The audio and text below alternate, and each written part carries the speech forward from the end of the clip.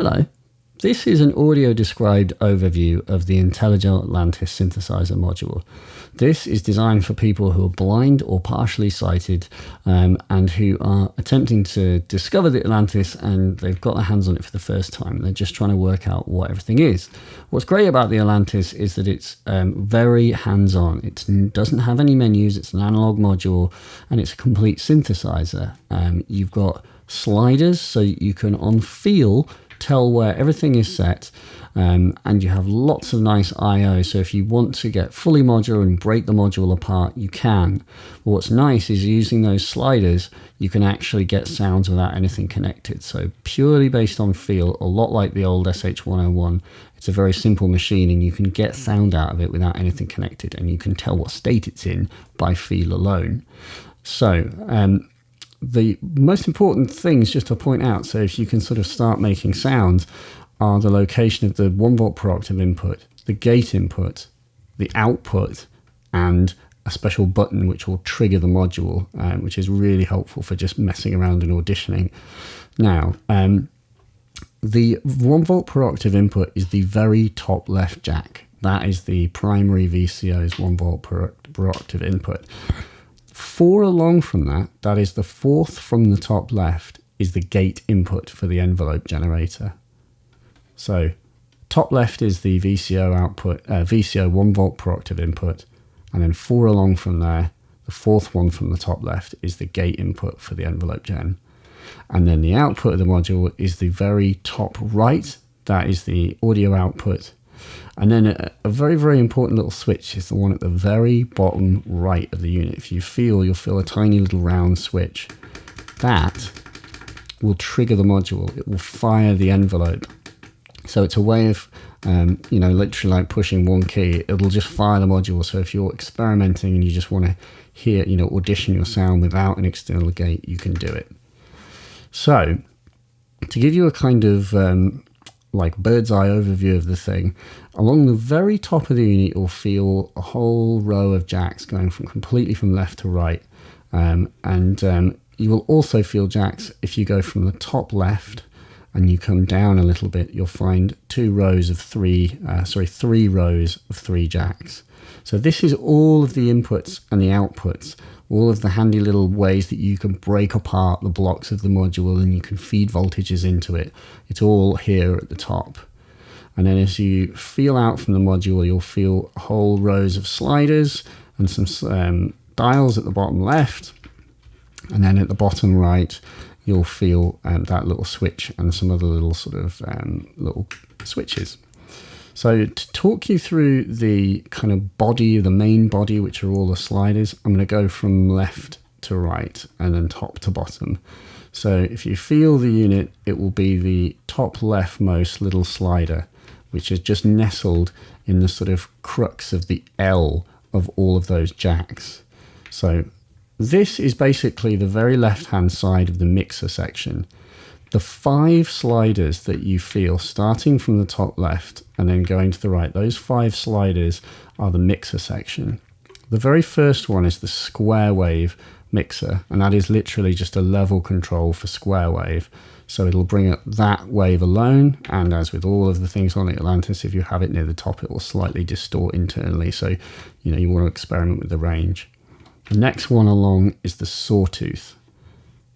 The next one along from that is the sub-oscillator mixer. And if you feel just to the very right of the sub-oscillator mixer, you'll find 2 switches, one above and one below. That one at the top is designed as it's a variable control for the sub-oscillator, and it determines whether the sub-oscillator, what octave setting it's in.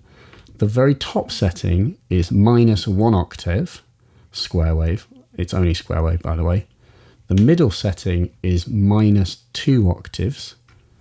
And then the bottom setting is also -2 octaves, but it's a slightly different pulse width. It's like a slightly more squished square. So that little switch, that top one, just to the right of the sub-oscillator switches, -1 at the top, -2 in the middle, and then -2 with different pulse width.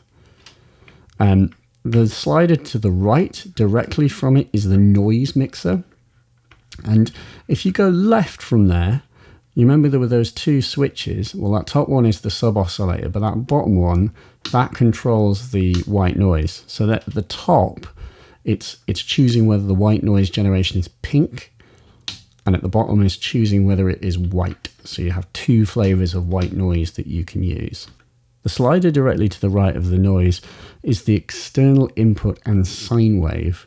So this is a little tricksy, because if you have nothing connected and you pull that one up, you will hear a sine wave waveform, which is hidden away. It's quite a nice sine wave.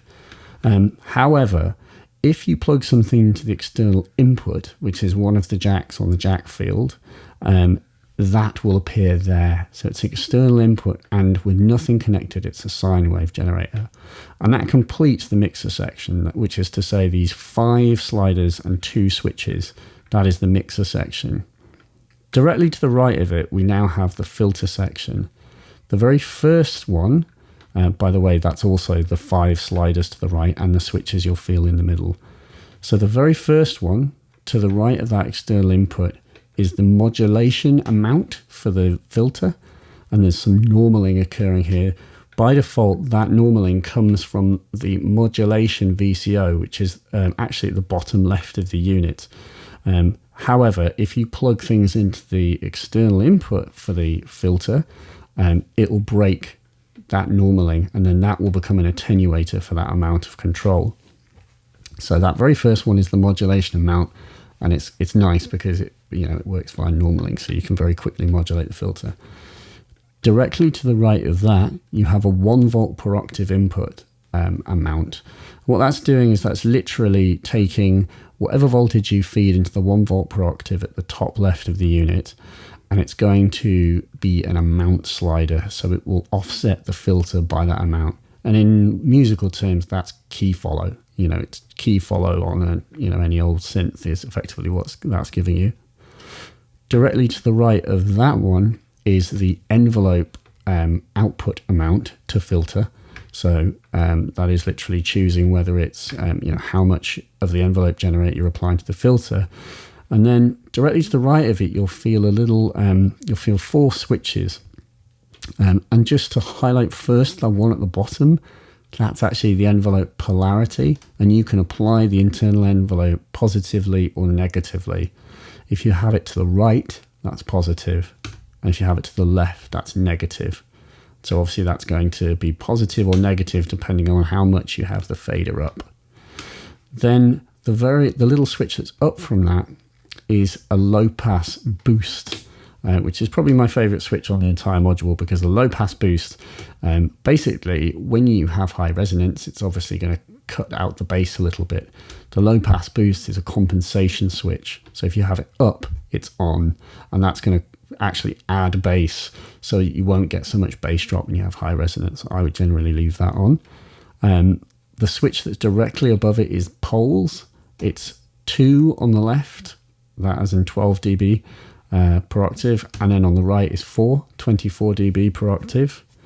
And then at the very top, the top switch in this little sort of cluster of 4, that's the mode selector, because it's a multimode filter. On the left you have low pass, on the middle you have band pass, on the right you have high pass. So low pass, band pass, high pass, all selectable with that little switch. And then to the right of this little cluster of 4 switches, we have the 2 most important sliders on the machine. That is first frequency, and then second resonance. So that is your magic point. You'll be using those a lot. Okay, so that completes the top row of sliders. We first had the mixer section, then we had the filter section. Now let's go to the very bottom left, and you'll feel that there's a slider there just to the left of two dials. That basically this slider, the 2 dials and the 2 switches which are directly to the right of them, this forms your modulation oscillator. I should point out, I said this in my main video, but it's worth bearing in mind, this is actually just as accurate as the primary VCO. So you'll want to use this as a second oscillator, but in the normal system, it's a great modulation oscillator, and it's really easy to apply FM to the main oscillator and generally have fun. So that slider that's at the very bottom left of the unit is the rate of the modulation oscillator. So at the bottom is slow, at the top is fast. So that's your primary frequency setting for it. The next thing to bear in mind is the two dials, and that top one, which is clicky, that's actually the waveform. So you have 6 waveforms. And in order, so if you go fully anti-clockwise with it, you have selected sine wave.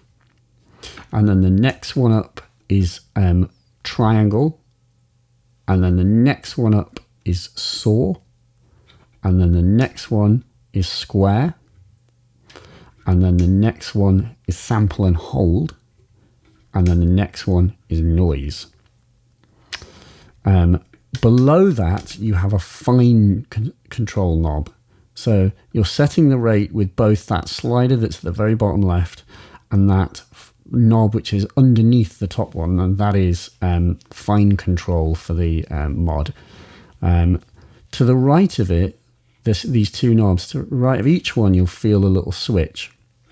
That top one is an overall rate setting, and at the top is VCO, so it's saying just make it go audio rates, and at the bottom is LFO, as in if you click that upper switch to the top, it's going to be setting the rate to VCO range, so you'll be getting VCOE types, audible stuff, and then if you'll click it to the bottom, then it's set to LFO.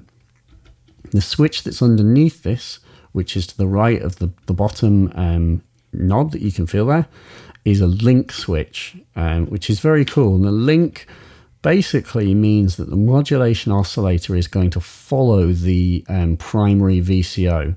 So it's basically just a really quick way of getting that to happen. And when you're doing FM, you'll just hear it. It sounds very cool. Basically, it's just going to mean that the modulation oscillator rate will be tracking the main VCO.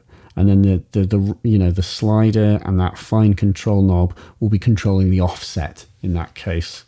So it'll be following along. Okay, so to the right of those two switches that we were just messing with is a slider. And this is the beginning of the primary VCO section. So this is this sort of bigger cluster that we're about to go into. The first slide there is a really important one to have in mind. That is the modulation amount for the primary VCO. The reason I say that's important is it's quite easy. Even with Vision, I mess up and leave that mod VCO, that slider up a little bit. And that will be applying modulation by default from that modulation VCO, which is to the left of it. So it's really important that you make sure you've got that clicked all the way to the bottom unless you want modulation to be applied. And it's easy to have a tiny, tiny little, have it up a tiny bit, and then suddenly you're like, why is it being weird? And it's being weird because it is receiving modulation. So ensure that it is clicked all the way to the bottom. But if you move that up, you're going to hear FM and stuff coming from the modulation VCO, so that's all very fun. To the right of that slider, you're going to feel two switches, one above the other. The top one is a setting for the modulation, which is setting whether it is exponential FM modulation or linear FM modulation that it takes. I should point out that there is also an external modulation input socket in this jack field at the top. But by default, with nothing plugged in, it's going to be coming from the modulation VCO to the left of it. So you get to choose whether it's an exponential or a linear application. Below that, another important switch is sync. So that is going to be syncing the VCO, the primary VCO, to the modulation VCO. So up is on, down is off. So you will want to have that down by default unless you want sync to be occurring. So just be aware that might mess with you a little bit. So just ensure that the mod slider is down and that sync button is down. Otherwise it will be applying some modulation that you may or may not want. To the right of it, you'll feel two knobs, and there's a detented one at the top, and there's a smooth turning one at the bottom. This is the octave and fine control for the primary VCO. Fully counterclockwise, that top switch is setting the octave to 0, and it goes 1, 2, 3, 4, 5. So it can sweep over a big long range, so it's very, very accurate. Below that, we have a fine control knob. So that is literally just a fine control offset. You'll kind of hear what it's doing when it's when you're actually auditioning the VCO. To the right of those two knobs are your pulse width modulation controls, and there's a little switch. And to the right of that switch, there are two sliders. Okay, so just on the sliders first, that leftmost one is pulse width modulation amount. So this is only going to be audible, obviously, when you're using the square wave, which is the top left slider. That left-hand one is controlling the amount of pulse width modulation that you're applying from, and there's some normaling that we can take advantage of, or it could be an external signal because there isn't a PWM input at the top left of the unit. To the right of it is width, and that is your width for the rectangle. So that's the control that you're going to want to mess with if you want to hear and change the pulse width modulation, or change the width of the square wave. And then again, slide to the left of it will be determining the amount of pulse width modulation. Now, to the left of that slider, which is to say to the right of those two knobs, is another little 3-position switch. And that is choosing where you're taking pulse width modulation from. At the very top, it is coming from the modulation source. Which is to say, by default, it's going to come from that mod oscillator in the bottom left. If you put it in the middle, that will be taking the modulation from the external PWM input. If you click that all the way to the bottom, that little switch, you will be taking PWM from the envelope generator. So if we'll have our fingers on that switch, and to the right of it, we have those two sliders which control PWM and then pulse width. To the right of those two, you'll feel 4 sliders, which are all the sliders that remain on the bottom row of the unit. Those are ADSR. So that is your envelope generator. The leftmost one is A, D, then S, then R. So really, really straightforward. Now, to the right of those 4 though, you'll feel at the very bottom right of the unit there's a load of switches, and there's also that little button which I mentioned before. To the right of R, of the release envelope slider, the topmost one is a cycle. At the bottom it will not be cycling, and if you put it on, then the envelope generator will loop, which is very cool, and it can loop at audio rates. Underneath that, you'll feel there's a little LED, which is what's actually lighting up, and it's showing the activity of the envelope generator. But beneath it is another switch, 2-position one, and that is a overall kind of rate for the envelope generator. And at the top, it is the normal rate, so that can actually go very fast, and it kind of can go slow as well. It gives you a good workable range. If you click that to the bottom, however, it's 10 times expanded range, as in it's 10 times slower. So if you want to do kind of pad-based stuff with this, which you totally can, you'll want to have that at the bottom so that you get much, much longer range. For faster dancey stuff, you'll click it to the top and it will just be going at its normal range, which gives you can go quite slow, but not as slow as if you click it to times 10 at the bottom. Okay, and then we come to the last little bit in this sort of corner of the machine, which is at the very bottom right, and you'll feel there are 2 switches. There's a 3-position one that goes sideways, there's a 2-position one that goes up and down, and there's that button I was telling you about before. So the topmost one here, the 3-position, is actually drive. So if you have that all the way to the left, that is just the standard mode. But if you click it into the middle or into the right, it will overdrive the output of the Atlantis. So it adds a nice kind of raunchy drive to the machine. So just be aware, and you'll hear it. You will just hear how it clips. That is what that is doing, basically. Below that, we have a switch which will determine whether the VCA is working based off of the envelope generator in the top, or if you click it to the bottom, it's just going to be on and off with the gate. So it's a bit like on the Juno 60. So if you click it to the top, it's going to be taking the VCAs, will be listening to the envelope generator. And then at the bottom, it'll listen either to an external gate put into the gate input, so it'll just go, the synth will go on and off just instantly with the gate. And obviously the implication here is that you will be free to use the envelope generator for something else, like adjusting the filter.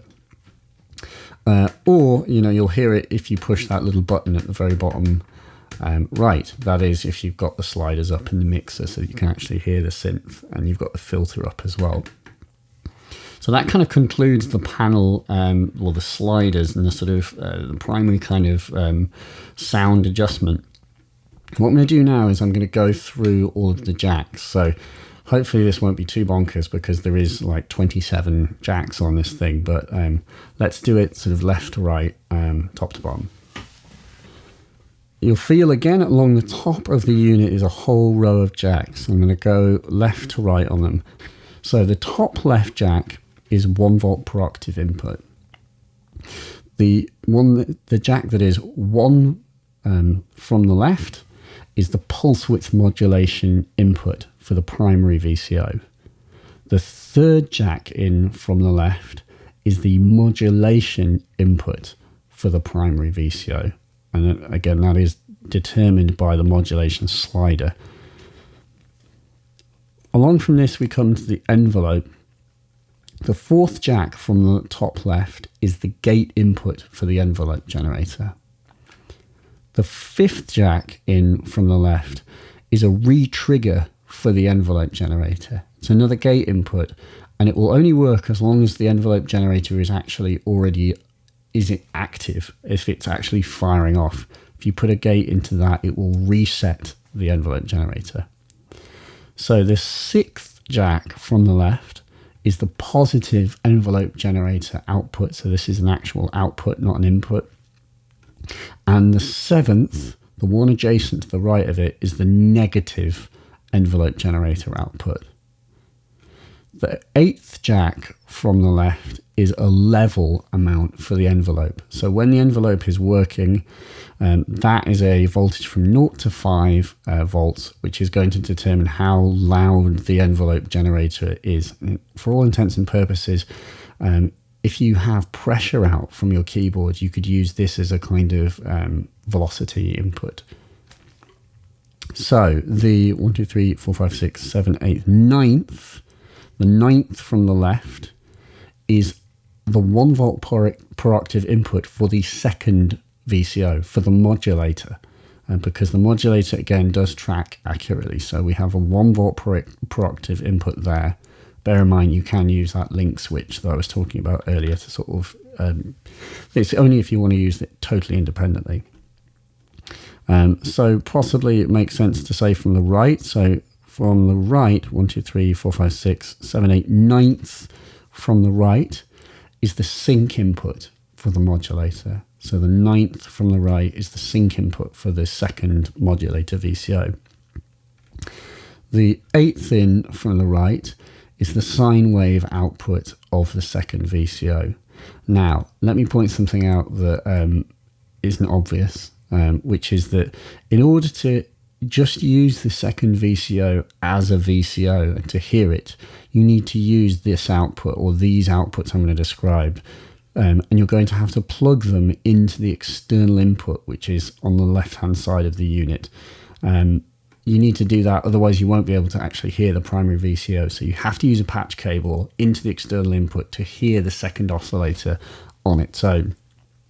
So just to recap, that was 1, 2, 3, 4, 5, 6, 7, 8, wait, 1, 2, 3, 4, 5, 6, 7. Yeah, the 8th from the right is the sine wave second VCO output. The 7th from the right is the triangle VCO output, second VCO. The 6th from the right is the sawtooth, second VCO output. The 5th from the right is the square VCO output, second VCO that is. And then the 4th and the 3rd from the top right relate to the sample and hold.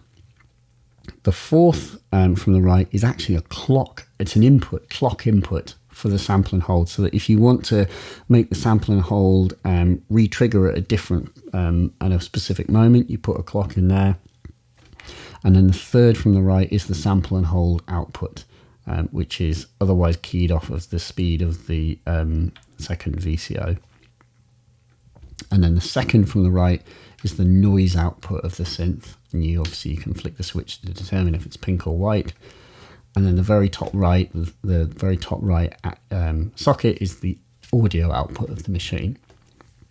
So coming back over to the top left, so we're feeling the very top left 1 volt per octave input. Below that, you'll feel a row of 3 sockets. So these also relate to the primary VCO. So on the second row down from the top, on the very left-hand side, the first one is the sync input for the primary VCO. The one to the right of that is the square wave output of the primary VCO. To the right of that is the sawtooth output of the primary VCO. So again, that top left 3 and the 3 underneath all relate to the primary VCO. Now on the third row down, you'll also feel 3 jacks. The most left-hand one is the external input for the machine. Very important, because that is how you're going. That is the socket you need to use in order to internally patch the second VCO into the synth. So using those modulator outputs, which are in the top row, and they are starting from the kind of 8th one in from the right for the next 4, those go into that external input. Oh, and you obviously have to have the slider up that we talked about in the mixer. So back to that external input socket. Again, it's the 3rd row down from the top left, and so the very left-hand one is the external input. To the right of it is actually the sine wave output from the primary VCO, and then to the right of that is the sub-oscillator output. So we have dedicated outputs for both the sine wave and the sub-oscillator, as well as the primary waveforms. And then below that, lastly, we have 3 sockets, and these are the VCF section. So the most left-hand one is the external input for the VCF section. The middle one is the mod input for the VCF section. So that's how you can use external modulator. And then the right-hand one at the bottom is the VCF output. So that is the VCF output. So if you've been following along, hopefully there's a lot to take in. But you can use the sliders normal to get everything going. But you can sort of see that with all of those patch points, you can break apart. You can break the normaling. And use the blocks independently. So, all of the outputs are available to you. You can go into the filter separately. You can use the envelope generator separately. You can use the oscillators independently, completely separately as well. So it's very flexible. But hopefully you will get it on feel. I would just be, caveat to just be aware to have that modulation slider, which for all intents and purposes is basically the second slider in from the very bottom left. You want to make sure that's down, and the sync button, which is just to the right of it at the bottom, is also down. So I hope that helps you get started, and I wish you luck. Have fun.